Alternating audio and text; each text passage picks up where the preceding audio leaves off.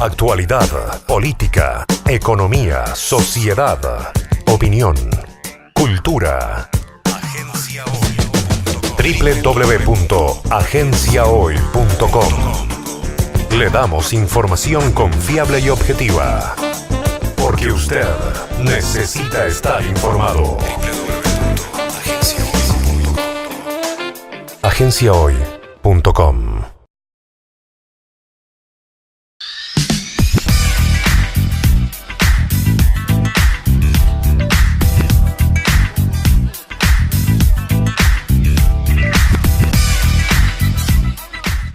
Uno de los temas más relevantes de la semana, sin dudas, ha sido nada más y nada menos que el envío de los proyectos, o mejor dicho, el estudio, la formación de comisiones, para estudiar y profundizar en los proyectos de reforma, tanto previsional como laboral. Obviamente, aquellos que tienen más acceso a estos proyectos ya están dando sus opiniones, algunas críticas, otras críticas extremas, otras más fundadas, bueno, en fin, algunos lo quieren utilizar políticamente, nosotros queremos analizarlo profesionalmente, ¿no? O sea, la discusión política es un eje de debate diferente o totalmente diferente al eje profesional que uno le puede llegar a dar a esta discusión. Hemos invitado hoy a Rita Mabel Figueredo. Ella es abogada especialista en seguridad social y va a charlar con nosotros sobre estas modificaciones. En principio, buenas noches, gracias por venir, doctora. Buenas noches. No, a usted, Gracias por favor. Bueno, doctora, cuéntenos un poco. ¿Es mejor? O se lo pregunto bien desde lo básico, desde lo básico y lo urbano para que la gente lo entienda. ¿Es mejor o peor esta reforma? La cuestión que se discute en este momento es si para este semestre es mejor o peor.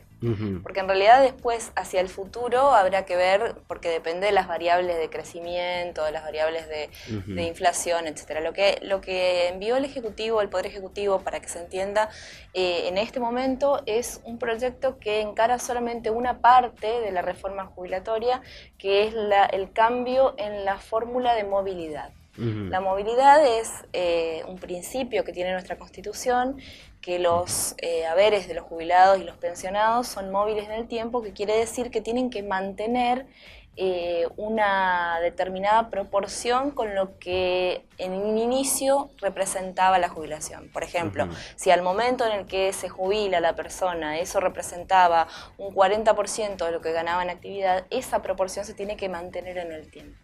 Para eso se construyen índices que permiten que eso suceda. Claro. Ahora cuando se dice, porque se dice de manera muy simplista, no, lo que pasa que la movilidad jubilatoria va a ser en base a inflación, me parece una expresión muy simplista, pero debe haber un detalle mucho más fino detrás. Claro, lo que nosotros tenemos en este momento vigente es una ley del 2008, que empezó a aplicarse en marzo del 2009, que lo que hizo es construir una fórmula que es de por sí bastante compleja y que analiza distintas variables y distintos índices, todos relacionados con la cuestión salarial y de aportes al sistema jubilatorio. Lo que hace el proyecto es modificar eso y cambiar el índice que se utiliza para la movilidad por un índice inflacionario. O sea, el índice de precios, que no es un índice salarial, sino un índice de inflación que representa eso. Si bien ese proyecto que envió el presidente al Senado tuvo una modificación en comisiones, que bueno, se va a empezar a tratar, se debe estar tratando en este momento, introdujo la modificación de combinar ese índice de precios también con un índice salarial que es el RIPTE. Claro. Eso hace que la fórmula tenga un poquito más relación con lo que es la movilidad, porque la movilidad tiene que ver, desde hace muchísimo tiempo nuestra Corte Suprema ha establecido que las jubilaciones son sustitutivas del salario en actividad. Por ende, tiene mucho más que ver con la jubilación un índice salarial que un índice inflacionario. O sea, a ver, yendo a los números, una persona que gana de jubilación 10.000 pesos, por ejemplo, sí, ¿no?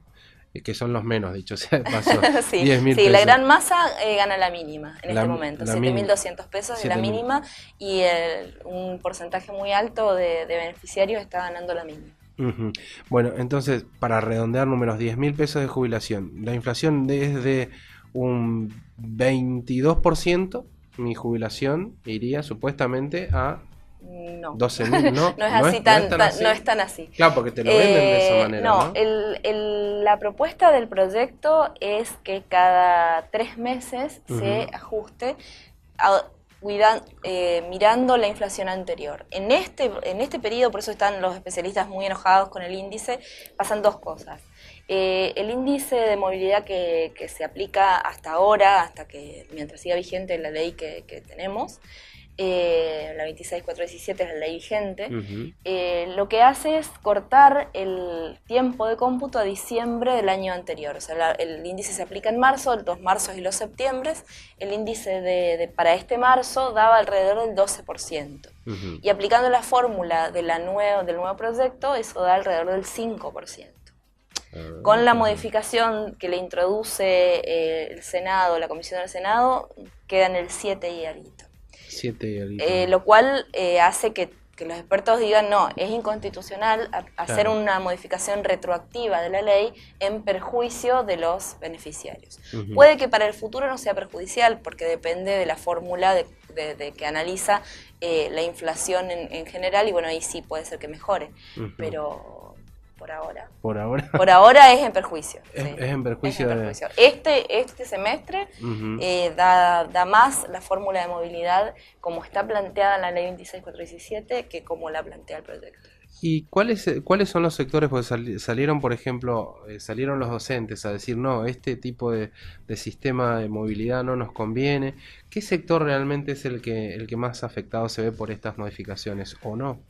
Lo que pasa es que en realidad se ven afectados prácticamente todos, salvo los que tienen una movilidad especial, que son, por ahí los docentes tienen una movilidad específica porque tienen una ley especial, pero la movilidad se aplica para todos los sectores que cobran como jubilados de ANSES.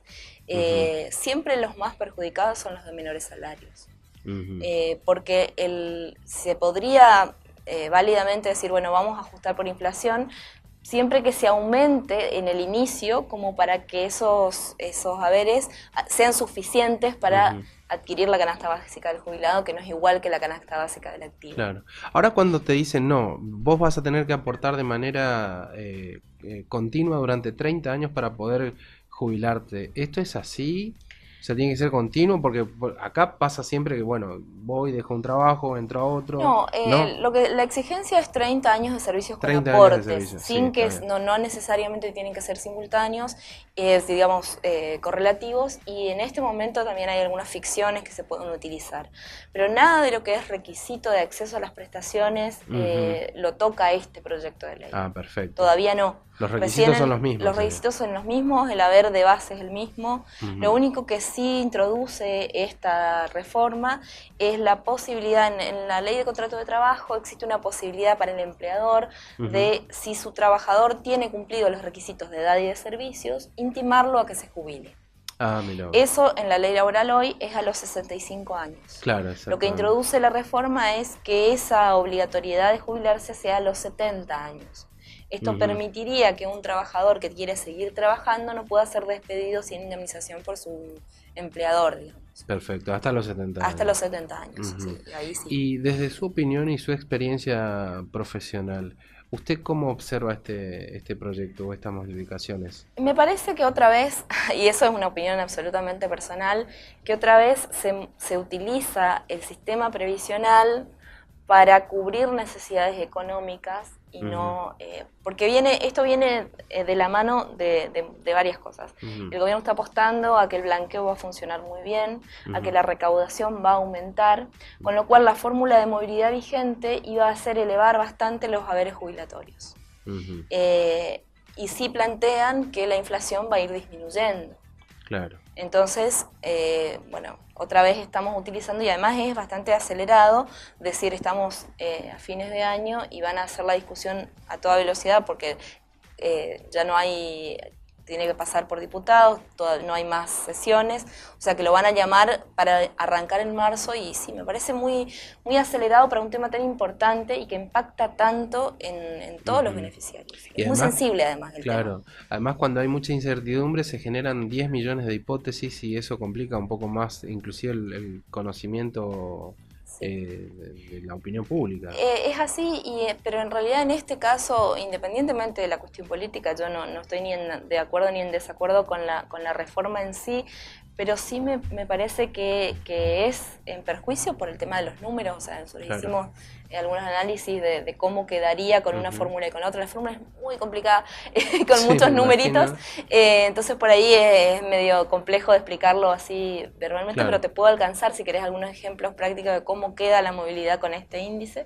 Y bueno, habrá que esperar a ver qué dice nuestra Cámara. Pero el pacto está bastante cerrado, firmaron los gobernadores de todas las provincias unido a la parte del pacto fiscal, así que es bastante probable que la reforma salga. Lo que por ahí está en discusión ahora es si lo van a aplicar a partir del 1 de marzo o a partir del 1 de septiembre, y ahí sí modificaría bastante el resultado para los jubilados. Bueno, doctora Rita Mabel Figueredo, muchísimas gracias por venir esta noche y ser didáctica sobre un tema muy, muy complejo, ¿no? Es un tema muy complejo y de mucho interés público también, sobre todo eso. Sí, porque toca el bolsillo de 3 millones de beneficiarios. Claro, y si usted tuviese la posibilidad de sentarse en esa mesa chica que define, o en la mesa de la comisión que define reformas previsionales, ¿qué recomendaría usted? ¿En este tema o en general? En este tema. Y en este tema principalmente mantener el principio que es de previsión social básicamente, que es que los índices que tengan que ver con la movilidad sean índices salariales. O sea, que cuando aumenta la recaudación a través de los salarios, también le aumente al jubilado la jubilación. Y no índices exógenos como el de la inflación, que no tienen que ver con lo que está queriendo cubrirla. Claro. O una combinación de ambos podría ser, pero no así a las apuradas y en perjuicio en la primera aplicación. Sí. Así que, bueno, doctora, muchas gracias por venir. Gracias a usted. Actualidad, política, economía, sociedad, opinión, cultura. www.agenciahoy.com. Le damos información confiable y objetiva. Porque usted necesita estar informado. Agenciahoy.com.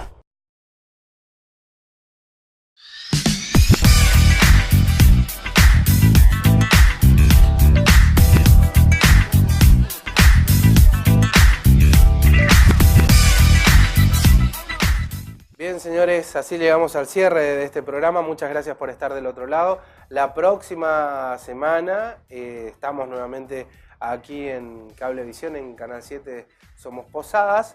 Agradecemos a todo el equipo de trabajo, a Ramiro, a Vanessa, a Carolina, a todos aquellos que colaboran. Muchísimas gracias.